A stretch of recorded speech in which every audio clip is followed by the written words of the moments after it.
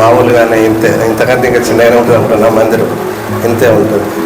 అయితే ప్రభు ఏమన్నాడంటే పేద సేవకులను జ్ఞాపకం చేసుకో అని చెప్పాడు. నేను పేదనే కదా ప్రభు, నేను పేద సేవకులను జ్ఞాపకం చేసుకోవడం ఏంటి అని చెప్పి నేను తర్వాత ఆలోచించి బాధపడ్డాను. నా దర్శనాన్ని కొందరు సేవకులతో పంచుకున్నాను. కొందరు సేవకులతో పంచుకుంటే వారు ఏమన్నారంటే సరే అన్నా చేద్దాం, మనం వెళ్దామన్నా అని వారు చెప్పారు.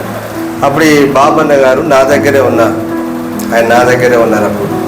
అప్పుడు నేను సంఘంలో ఇలా ప్రకటన చేస్తుంటే విని అన్న మనం ఒరిస్సా అటు మొఖాన్ అటు పేద సేవకులు ఉంటారన్నా, అటు సైడ్ వెళ్దామన్నా అని చెప్పి అన్నాడు. అంటే సరే అన్న, ఓకే మంచిది. ఎక్కడికైతేనేమి దేవుడు మనల్ని నిలవన్నాడు కదా.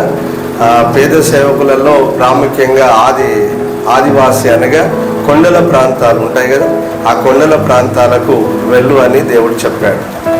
అయితే ఇది మనసులో పెట్టుకొని ప్రార్థన చేస్తూ ఉన్నాం. కొద్ది రోజుల తర్వాత నాతోటి ఇంకొందరు సేవకులు ఉంటే వాళ్ళకి చెప్పాను. వెంటనే వారు ఓకే అన్న వెళ్దామన్నారు.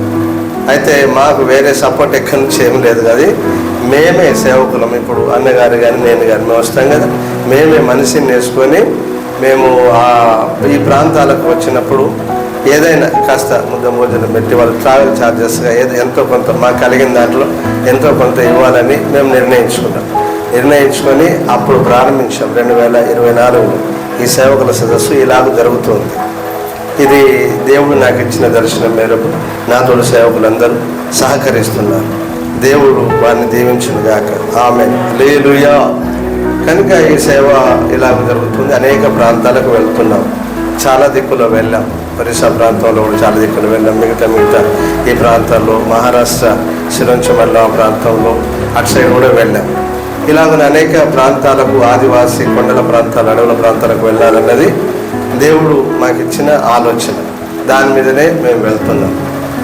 ఇందుకే మేము దైవజనులకు ఇది చెప్పినప్పుడు అయ్యా రండి అయ్యా, నో ప్రాబ్లం అయ్యా, రండి సేవకులు వస్తారయ్యా, మీరు దైవజనుల దగ్గర నేర్చుకున్నారంటున్నారు కదా, రండి, మీకు ఇచ్చిన ఆలోచన మీరు నేర్చుకున్నది ఏదైనా కొంతనైనా మాకు ప్రయోజనకరంగా ఉంటుందో ఏమో, రండి అయ్యా అంటే సరే అయ్యా అని మేము వచ్చాం. దేవునికి స్తోత్రం. హల్లెలూయా.